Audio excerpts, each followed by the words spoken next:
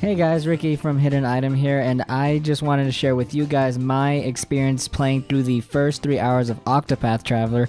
Spoilers, I really enjoyed it, and I just want to let you know what I found that was great about it, what I found was, not so great about it, and hopefully I can let you guys know what the game's all about and hopefully sell it on anyone who's on the fence. So without further ado, let's get started.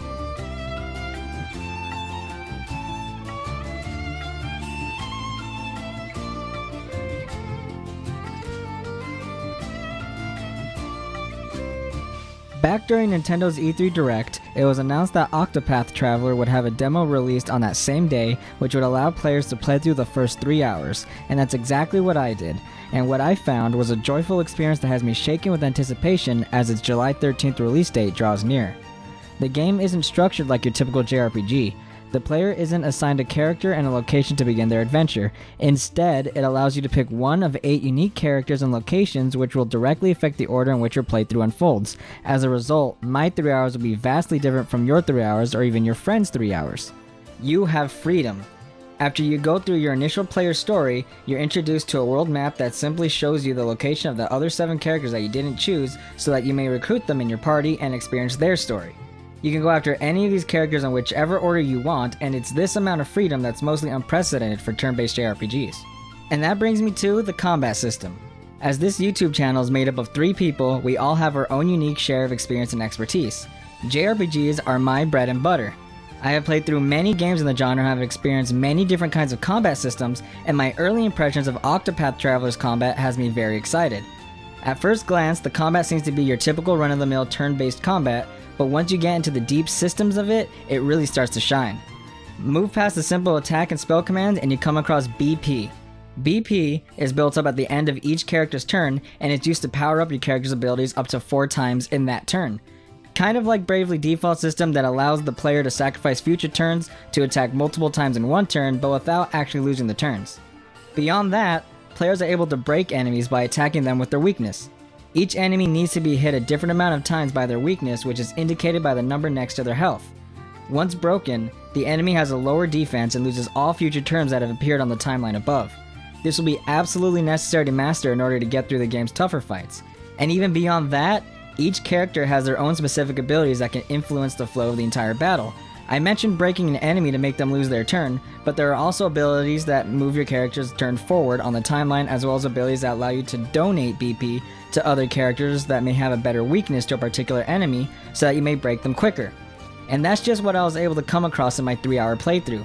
The amount of strategy I was using in the beginning of the game felt great for a long-time JRPG enthusiast that has been yearning for a new, interesting combat system. Even outside of the combat, each character has their own unique skills that allow the player to tackle side quests in different ways. For instance, you may need to acquire a specific item. The merchant character Tressa has an ability that allows you to buy items off of pretty much any NPC in the game, while another character Ulbrich can challenge anyone to a duel. Either one of these options may net you the item you're looking for, and it's that amount of player creativity that makes for a greater experience. Now, all of that being said, there are things that I thought the game was lacking right off the bat. For instance, while I've heard others praise its diorama-like art design, I actually found it too obscuring. Sure, it has its own unique charm, but the blur used in the background and foreground would constantly cover up the path and set me wandering around aimlessly, even though a lot of the path was straightforward. It's honestly a baffling art decision, and I'll never understand why they decided to use this much blur. I also had an issue with the way your party interacts with each other. Simply put, they don't. My fondest memories of classics like Final Fantasy VII were always how the characters interact with each other, even if it's goofy and cheesy. It's these interactions that make me believe the characters are real, and it helps me relate to them as human beings.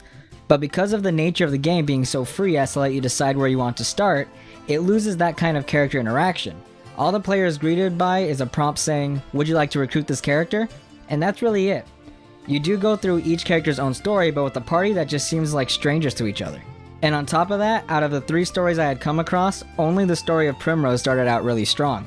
I can't say too much about how each story unfolds since I've only started the first chapter on each of them, but I do want to say that I believe the 8 stories given to us will differ in quality. Looks like our #1 employee is ready for another day of work. Sure am. Even with those negative points, I came away from the demo smiling and proceeded to pre-download the game to my Nintendo Switch. It's needless to say that the game far exceeded my own expectations with the creative combat system and the feeling of being able to carve out an adventure in my own way. This game does so much more right than it does wrong, and I believe fans of the genre can't afford to miss this game. And that's about all I have to say on Octopath Traveler at this moment. I'm pretty sure I'm going to say more in the future, when the game actually comes out. And I do want to reiterate that I only played the first 3 hours of the game, which all of you, anyone listening to this, can do as well. If you just go into your Nintendo eShop and download the Octopath Prologue demo, your save does carry over to the main game, so no worries of having to restart anything, which is great because 3 hours is a lot of time, especially for a JRPG. But yeah, I'm Ricky. I got nothing else to say except if you disagree with any of what I just said, if you've already tried it, let me know. I'm actually very curious. I'm sure a lot of people have played differently than I did, and I want to know your guys' experiences as well as anything that you might disagree with. Or let me know if you agree, or let us know if you like the video, let us know if you dislike the video, let us know what we could do to be better, and you know what, I'm Ricky, and I've really got nothing else to say now. Catch you guys next time. With each battle, I grow stronger.